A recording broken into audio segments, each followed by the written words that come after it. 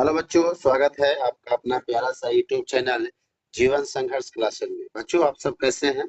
उम्मीद है बढ़िया हो। तो बच्चों, आप सबको विजयदशमी दशहरा की बहुत बहुत शुभकामनाएं।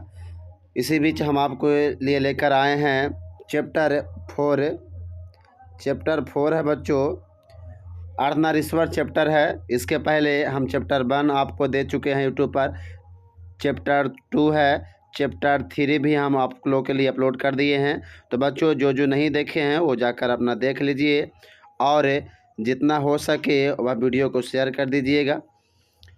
चलते बच्चों, आप हमारे साथ कॉपी किताब लेके लग जाइए। आप कितना ऑब्जेक्टिव सही कर पाते हैं इसको देखते हैं। तो पहला चैप्टर है अर्धनारीश्वर, जिसका लेखक है बच्चों। चौथा चैप्टर है बच्चों अर्धनारीश्वर, जिस पाठ के लेखक है अर्धनारीश्वर है, जिस पाठ के लेखक है बच्चों रामधारी सिंह दिनकर। कौन है? रामधारी सिंह दिनकर है। चलिए हम लोग बिना समय बर्बाद किए हुए बढ़ते हैं अगला प्रश्न की ओर। ये रहे आपका पहला प्रश्न। कह रहा बच्चों आपका पहला प्रश्न है कि अर्धनारीश्वर पाठ के लेखक कौन है? बताइए बच्चों, अर्धनारीश्वर पाठ के लेखक कौन है? आपके पास ऑप्शन ए है रामधारी सिंह दिनकर, ऑप्शन बी है जयप्रकाश नारायण, ऑप्शन सी है बालकृष्ण भट्ट, ऑप्शन डी है सूरदास। तो बच्चों आपका आंसर हो जाएगा रामधारी सिंह दिनकर। अर्धनारीश्वर पाठ के लेखक रामधारी सिंह दिनकर थे। नेक्स्ट प्रश्न, दूसरा प्रश्न क्या कहता है जरा देखते हैं। दूसरा प्रश्न कह रहा है अर्धनारीश्वर पाठ क्या है? अर्धनारीश्वर पाठ क्या है? निबंध है, कहानी है, निबंध है, कविता है? बताइए। तो बच्चों ए और बी दोनों हो जाएगा, ए और सी दोनों हो जाएगा, निबंध है।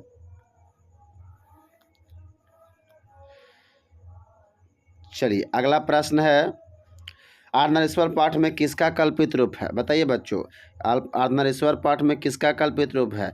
यह बिहार बोर्ड का सबसे फेमस क्वेश्चन है बच्चों, इसलिए BBI है। बताइए। आपके पास ऑप्शन ए है शंकर और पार्वती, बी लक्ष्मी और गणेश, सी गुरु और शिष्य, डी सास और बहू। तो आपका आंसर ए हो जाएगा, शंकर और पार्वती का कल्पित रूप है। 3 नंबर प्रश्न देखते हैं क्या कहता है। 3 नंबर प्रश्न है बच्चों, करा 3 नंबर प्रश्न कि अर्धनारीश्वर पाठ के लेखक का जन्म कब हुआ था? बताइए। अर्धनारीश्वर पाठ के लेखक का जन्म कब हुआ था? 23 सितंबर 1908, 3 जनवरी 1897, 1 अप्रैल सन 1900, 15 मई 1908। तो आंसर हो जाएगा बच्चों आपका ए 23 सितंबर 1908 को जन्म हुआ था। 5 नंबर प्रश्न क्या है? ये रहे 5 नंबर प्रश्न आपका। कहता है राष्ट्र कवि कौन है? बताइए बच्चों, राष्ट्र कवि कौन थे? गुरु नानक, रसखान, सीताराम बांग्ला, दिनकर जी। यानी आपका आंसर हो जाएगा रामधारी सिंह दिनकर हो जाएगा। अगला प्रश्न बढ़ते हैं। ये रहे आपका नेक्स्ट प्रश्न। दिनकर जी का निधन कब हुआ बच्चों? बताइए। दिनकर जी का निधन कब हुआ? 24 अप्रैल 1974, 27 अप्रैल 1890,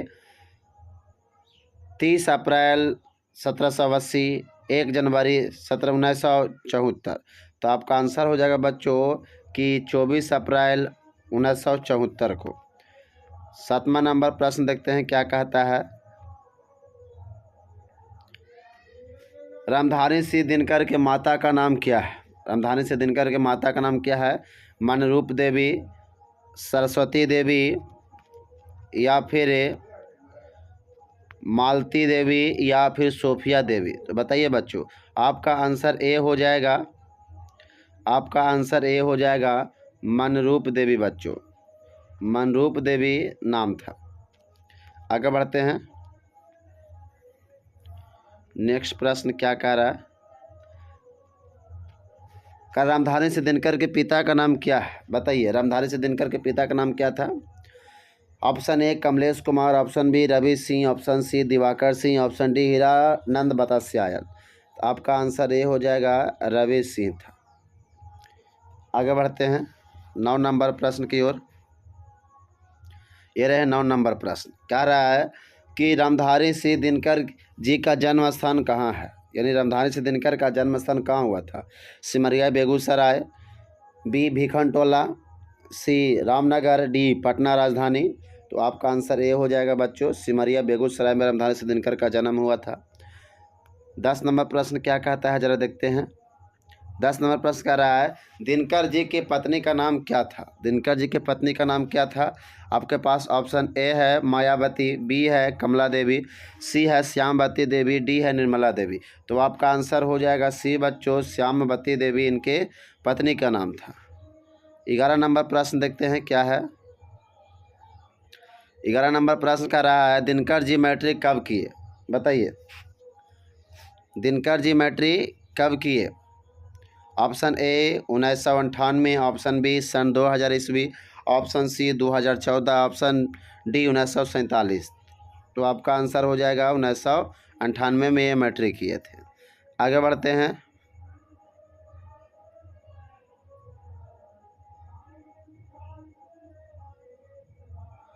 एक मिनट बच्चों, हमको ज़रा कन्फ्यूजन लग रहा है। इसका आंसर आप ज़रा बता दीजिएगा कमेंट में कि इसका आंसर क्या होगा। ऑप्शन तो हम आपको नहीं दिए हैं, इसका आंसर बताइएगा। 11 का आंसर क्या होगा आप लिख कर हमें बताइएगा कमेंट में सर कि क्या होगा आंसर, जो ऑप्शन में नहीं दिया हुआ है। चलिए 12 नंबर प्रश्न क्या कह रहा है। 12 नंबर प्रश्न कह रहा है बच्चों कि इतिहास दिनकर ने 1932 में पटना विश्वविद्यालय से किस विषय से बीए किया था?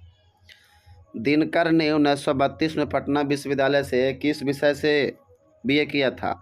ऑप्शन ए इतिहास, option B Hindi, option C अंग्रेजी, ऑप्शन डी संस्कृत। तो हिंदी इतिहास से किए थे बच्चों, आपका इतिहास आंसर हो जाएगा। आगे बढ़ते हैं। चलिए क्या कह रहा है अगला प्रश्न, रामधारी सिंह दिनकर कहाँ के विश्वविद्यालय में प्रधानाध्यापक के रहे? यानी सॉरी बच्चों, एक ही शब्द 2 बार लिखा गया है, इसको हटा देते हैं। अगला प्रश्न कह रहा है रामधारी सिंह दिनकर कहाँ के विद्यालय में प्रधानाध्यापक रहे? बताइए, ऑप्शन ए है Barbigha, option B Hilsa, option C Gaya, option D Lucknow. तो बरबीघा में थे बच्चों, आंसर आपका हो जाएगा बरबीघा। पढ़ते हैं 13 नंबर प्रश्न की ओर। दिनकर जी किस विश्वविद्यालय के उपकुलपति रहे? बताइए, दिनकर जी किस विश्वविद्यालय के उपकुलपति रहे? पटना विश्वविद्यालय, भागलपुर विश्वविद्यालय, पटना विश्वविद्यालय, भागलपुर विश्वविद्यालय, या फिर बच्चों गया विश्वविद्यालय, या फिर मगध विश्वविद्यालय। तो बच्चों गया मगध नहीं था, आपका आंसर ये हो जाएगा भागलपुर विश्वविद्यालय के थे, भागलपुर विश्वविद्यालय के। अगला प्रश्न है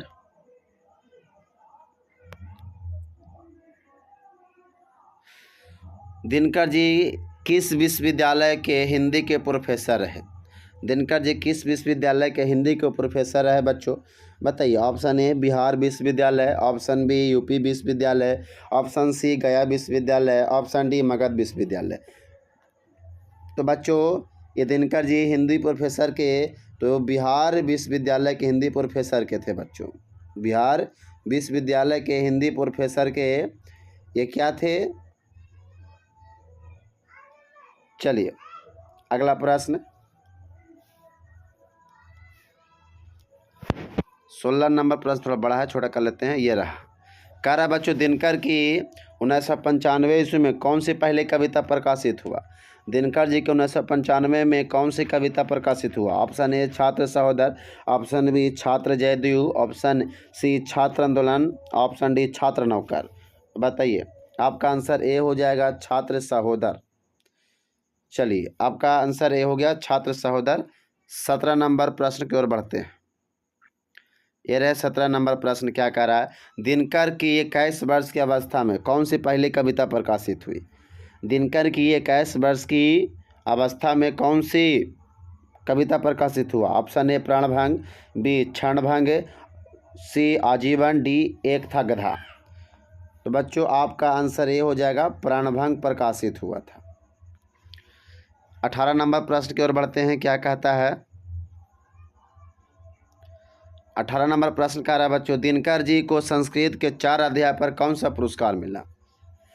यानी दिनकर जी को संस्कृत के 4 अध्याय पर कौन सा पुरस्कार मिला? ऑप्शन ए साहित्य अकादमी, बी भारत रत्न, सी नोबेल पुरस्कार, डी इनमें से सभी। तो बच्चों आपका आंसर ए हो जाएगा, साहित्य अकादमी पुरस्कार मिला था इनको। ठीक है बच्चों, कौन सा पुरस्कार मिला था? साहित्य अकादमी पुरस्कार मिला था। चलिए 19 नंबर हम लोग प्रश्न देखते हैं क्या कहता है। 19 नंबर प्रश्न कह रहा है दिनकर जी कौन थे, यानी दिनकर जी को कौन सा था, यानी कि दिनकर जी कहने का मतलब है प्रश्न बच्चों आगे प्रश्न नहीं लिख पाए, दिनकर जी को कौन सा पुरस्कार प्राप्त है? Option A Padma Bhushan, option B Bharat Ratna, option C Sahitya Akademi, option D इनमें से कोई नहीं। तो आपका आंसर ए हो जाएगा पद्म भूषण, पद्म भूषण हो जाएगा बच्चों। आगे बढ़ते हैं। 20 नंबर प्रश्न क्या है? कह रहा है जिस पुरुष में नारीत्व नहीं वह क्या है?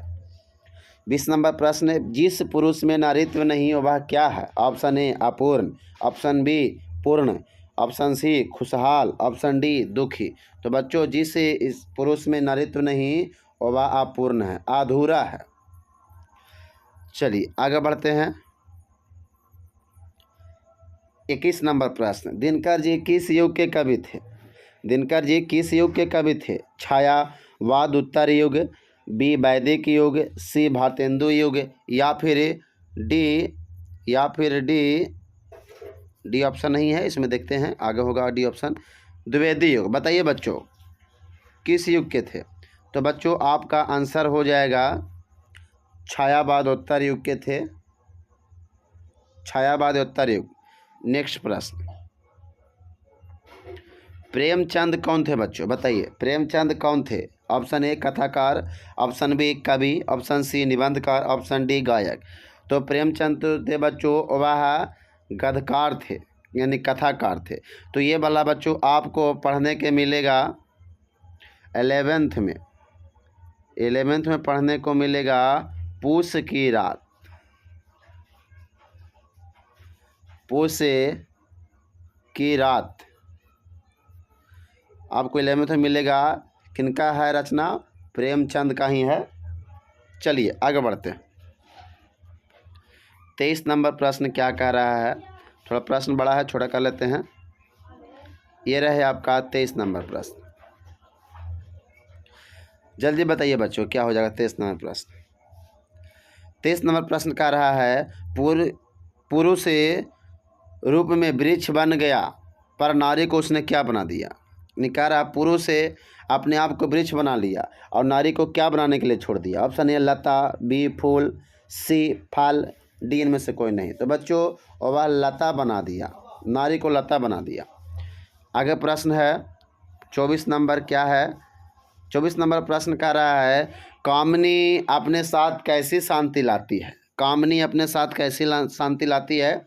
ऑप्शन ए यामिनी जैसी, ऑप्शन बी प्रेम जैसी, ऑप्शन सी लड़ाई जैसी, लड़ाई होना चाहिए, ऑप्शन डी ईमानदारी जैसी। तो आपका आंसर ए हो जाएगा यामिनी जैसी शांति लाती है। 25 नंबर प्रश्न देखते हैं क्या कहता है। क्वेश्चन बड़ा है, छोटा कर लेते हैं। चलिए ये रहे आपका प्रश्न। कह रहा है बच्चों पराधीनता के कारण नारी अपने अस्तित्व का अधिकार नहीं रह सकी, किस पाठ में है? यानी पराधीनता के कारण नारी अपने अस्तित्व का अधिकार नहीं रहे, यह बात किस पाठ में कहा गया है? Option A Ardhanarishwar, option B उसने कहा था, ऑप्शन सी बातचीत, ऑप्शन डी एक लेख और एक पत्र। तो आपका आंसर हो जाएगा ए हो जाएगा, अर्धनारीश्वर में बताया गया था बच्चों। आगे बढ़ते हैं। कह रहा है 26 नंबर प्रश्न कि प्रेमचंद की रचना हो जाएगा बच्चों, संरचना नहीं रचना। हाँ प्रेमचंद की रचना कौन सी है? पूस की रात, बी दिन में रात, सी बारिश का दिन, डी कड़ी धूप। तो बच्चों अभी हम बताए हैं कि प्रेमचंद जो लिखे थे पूस की रात, ये कहाँ मिलेगा पढ़ने के लिए बच्चों? तो 11th में मिलेगा बच्चों, सॉरी 11th में मिलेगा पढ़ने के लिए, 11th की हिंदी में। आगे बढ़ते हैं। 28 नंबर प्रश्न थोड़ा बड़ा है, छोटा कर लेते हैं। ये रहा आपका प्रश्न। कह रहा है बच्चों उर्वशी पर दिनकर जी को कौन सा पुरस्कार मिला? उर्वशी जो रचना किए थे उन पर इनको कौन सा पुरस्कार प्राप्त है? ऑप्शन ए है भारतीय ज्ञानपीठ पुरस्कार, ऑप्शन बी है मैग्सेसे पुरस्कार, ऑप्शन सी है साहित्य अकादमी, या ऑप्शन डी है नोबेल सम्मान। तो आपके पास आंसर हो जाएगा बच्चों ऑप्शन ए भारतीय ज्ञानपीठ का पुरस्कार उनको मिला था। आगे बढ़ते हैं। 27 नंबर हो गया बच्चों, अपने दोस्तों के साथ शेयर कर दीजिए ताकि उनको भी यह क्वेश्चन का लाभ मिले। देखिए सबसे बड़ा मिस्टेक हो गया टाइपिंग यहाँ पर, गधारी नहीं बच्चों, गंधारी। क्या? गंधारी।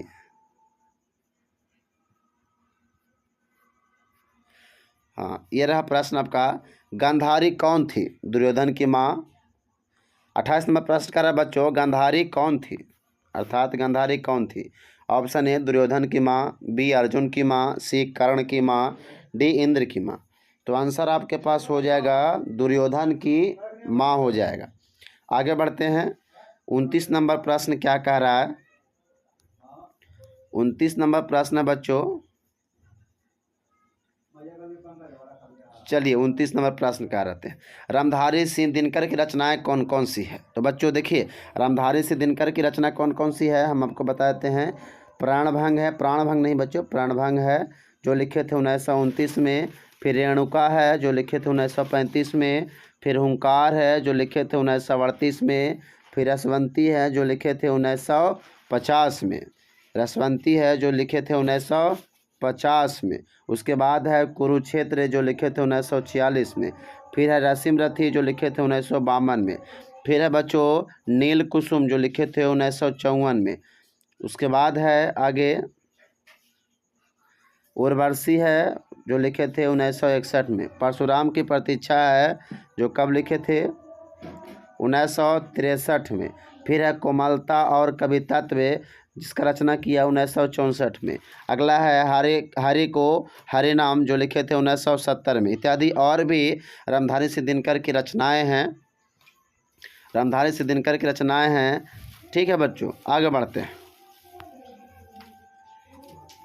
चलिए नेक्स्ट प्रश्न भी है, कह रहा है नेक्स्ट प्रश्न कि रामधारी सिंह दिनकर के गद्य कृति कौन कौन सी है, यानी उनकी कहानी कौन कौन सा है? तो आपके पास से आंसर हो जाएगा मिट्टी की ओर। मिट्टी की ओर जो लिखे थे 1946 में। मिट्टी की ओर लिखे 1946 में। उसके बाद लिखे अर्धनारीश्वर जो 1952 में लिखे। अर्धनारीश्वर लिखे 1952 में। उसके बाद है बच्चों संस्कृति के 4 अध्याय जो लिखे 1956 में। फिर काव्य की भूमिका 1958 में। But people 1961। शुद्ध कविता की खोजे 1966। दिनकर की डायरी 1978 इत्यादि उनकी और भी ऐसी रचनाएं हैं जो उन्होंने लिखा था बच्चों। आगे बढ़ते हैं, क्या कहता है नेक्स्ट प्रश्न, ये रहे आपका अगला प्रश्न। कह रहा युद्ध और शांति की समस्या पर लिखी गई कविता कौन सी है? युद्ध और शांति की समस्या पर कौन सी कविता लिखा गया था? आपके पास है ऑप्शन ए है कुरुक्षेत्र, ऑप्शन बी है रामायण, ऑप्शन सी है महाभारत, ऑप्शन डी है वेद। बताइए बच्चों, आपका आंसर ये हो जाएगा कुरुक्षेत्र हो जाएगा। आगे बढ़ते, कोई डाउट नहीं है, आगे बढ़ते हैं। 32 नंबर प्रश्न का अर्धनारीश्वर में किस गुण का समन्वय है? बताइए बच्चों, अर्धनारीश्वर में किस गुण का समन्वय है? नारी के, बी पुरुष के, सी नारी और पुरुष दोनों के, डी इनमें से कोई नहीं। तो बच्चों आपका आंसर हो जाएगा नारी और पुरुष दोनों के हो जाएगा गुण का समन्वय। आगे बढ़ते हैं, क्या प्रश्न कर रहा है? ये रहा आपका प्रश्न 33 नंबर। दिनकर जी के अनुसार यदि पति विचार है तो पत्नी क्या है?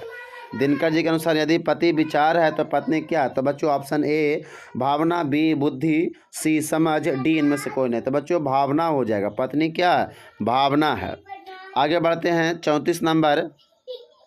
बुद्ध और महावीर ने नारियों को क्या होने का अधिकार दिया था? बताइए बच्चों, भगवान बुद्ध और भगवान महावीर ने नारियों को कौन सा अधिकार दिया था? ऑप्शन ए भिक्षुणी होने का, ऑप्शन बी संन्यास लेने का, ऑप्शन डी पति को त्याग करने का, ऑप्शन डी इनमें से कोई नहीं। तो आपका आंसर ए हो जाएगा बच्चों, भिक्षुणी होने का अधिकार दिया था।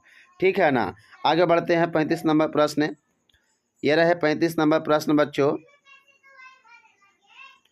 35 नंबर प्रश्न कह रहा है कि पुरुष जब नारी के गुण ले लेता है तो तब वह देवता बन जाता है। पुरुष जब नारी का गुण ले लेता है तब वह देवता बन जाता है, किंतु नारी जब नर के गुण सीखती है तब वह राक्षसी हो जाती है। यह कथन किसका है? यह कथन किसका था? बताइए। ऑप्शन ए दिनकर जी का है, ऑप्शन बी रविंद्रनाथ जी का, ऑप्शन सी प्रेमचंद का, या ऑप्शन डी इनमें से कोई नहीं। तो बच्चों आपका आंसर ये हो जाएगा, प्रेमचंद का हो जाएगा। आगे बढ़ते हैं। 36 नंबर प्रश्न क्या कह रहा है? 36 नंबर प्रश्न कह रहा है बच्चों कि अर्धनारीश्वर का किस विद्या से संबंध है, यानी अर्धनारीश्वर पाठ क्या है ये बताना है। तो अर्धनारीश्वर पाठ क्या है बच्चों? निबंध है, कहानी है, कंकी है, व्यंग है। तो बच्चों निबंध था। क्या था? निबंध था बच्चों, निबंध था। ठीक है, उम्मीद है आप सबको यह वीडियो पसंद आया हो या अच्छा लग रहा हो। तो अपने दोस्तों के साथ, अपने पढ़ने वाले मित्रों के साथ जो 2025 में 12th का एग्ज़ाम देना चाहते हैं, उनके साथ यह वीडियो ज़रूर शेयर कर दें। और ज़्यादा से ज़्यादा जितना हो सके इस वीडियो को देखिए, और जो जो भी महत्वपूर्ण प्रश्न लगे तो उसे याद कर लीजिए बच्चों। चलिए मिलते हैं नेक्स्ट वीडियो में, इसका सेकंड पार्ट में बच्चों। तब तक के लिए बाय बाय।